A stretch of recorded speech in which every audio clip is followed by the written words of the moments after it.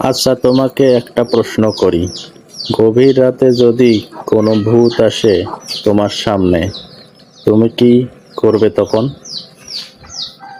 আমি চিৎকার করব এবং অজ্ঞান হয়ে যাব।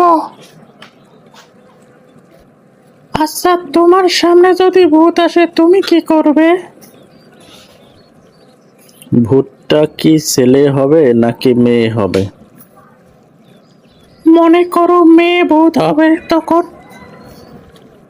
আমি চিৎকার দেব এবং অজ্ঞান হয়ে যাব, কিন্তু ভয় পাবো না।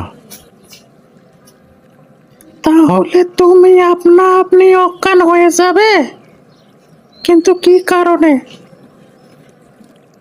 আমি তো ছেলে মানুষ, গভীর রাতে ছেলেদের লুঙ্গি খুঁজে পাওয়া যায় না, তাই মেয়ে ভূত আসলে আমি তো লজ্জায় অজ্ঞান হয়ে যাব।